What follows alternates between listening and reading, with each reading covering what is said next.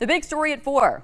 A big question after ICE agents raided a construction site in Gulf Shores last week is, will the arrest of 36 undocumented workers delay the opening of the new multi-million-dollar high school? WKRG News 5's Debbie Williams is asking city leaders.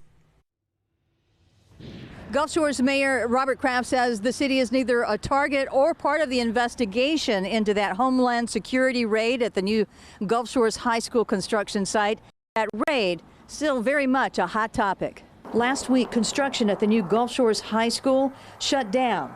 Federal agents arresting workers they identified as undocumented workers. Gulf Shores Mayor Robert Kraft says he supports enforcing federal immigration laws, but the city has no control over that operation. We don't manage the construction. That site is controlled by the contractor. And then they've got inspectors, and we've hired an additional inspector to make sure it's all done to plans and specs. And we certainly don't check their E-Verify type process. We don't do that. Work has resumed on the $131 million high school, and they are ahead of schedule. They were only shut down while they were doing the raid, but they're back at work. Everything's moving. Now, obviously, the weather's got them shut down today, but there's no concern that they're not going to meet the deadline. At a press conference following the raid, questions were raised about the quality of work being done at the site. Kraft says those statements were made on assumptions. What he was saying was grossly wrong, in my opinion, because he was speculating completely what might be out there. The school is still set to open in the fall of 2026.